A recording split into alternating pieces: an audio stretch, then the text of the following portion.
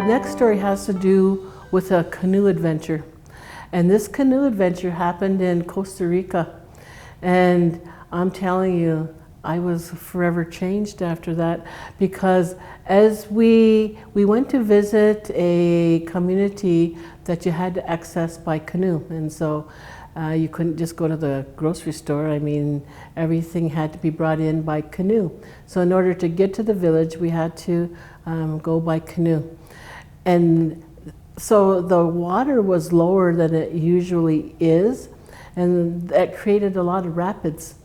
And so the two guys that took us, through that terrain, I can only tell you that the ancestors were so strong. They were racing so beautifully with us that as they were maneuvering that boat, it's like I was doing this like how long ago? You could really feel that, this is the way that our people survived and traveled, and the way that they were able to take that canoe and they were able to maneuver it through that river so beautifully, up through those little rapids and down, and almost as if you could really feel all of the people, in the villages all the way through the territory. It gave me a sense of pride. It gave me a sense of connection.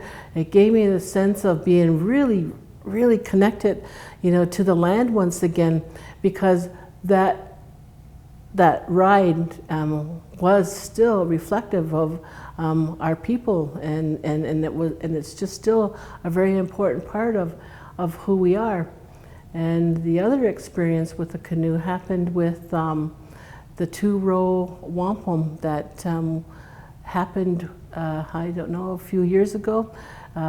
They paddled down the Hudson from our territories, and they ended up, we were on our way to the United Nations, and all of a sudden they said, they're coming, and you could see nothing but canoes coming into Pier, I think it was 20-something, 21, and as soon as we saw them, there was such power, and just being in that space as they canoed down, because that Hudson River is pretty treacherous, and so they shared some of the experiences about the ride. And so I had forgotten my tobacco, and just as I saw them, I go, oh, my tobacco, and Grandma Renee was with me, and she says, here's some tobacco. So as soon as she put it into my hand, I kind of closed my eyes, and as I did so, I saw one of our elders, Jake Thomas, who is no longer with us,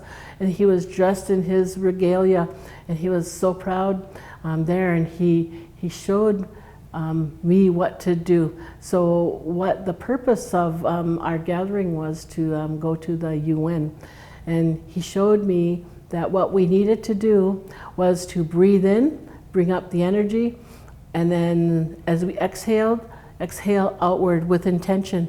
So we were bringing up all of that old knowledge of all of those that had come before us, and send it out to all of those that were here now. And so as we marched to the UN, the United Nations building, we did so with a purpose. And that was a very humbling, again, experience, and powerful. First, to see them as they came, and there were so many of them, canoes, and then the second to, see such a respected elder, saying, this is what you do. You breathe in that energy, and you share it with those around.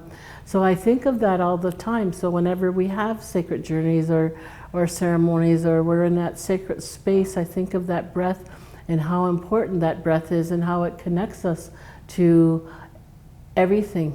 We are that breath of life, and in Hawaii they call it the breath of Ha, and the breath of Ha means the same thing. It's the breath of life. So from experiences like this, we understand so much more than we would had we not taken the, it takes a lot to save money and to, you know, go on these adventures and to do these kind of things, and then you're rewarded for your hardships by having experiences that are so powerful like that.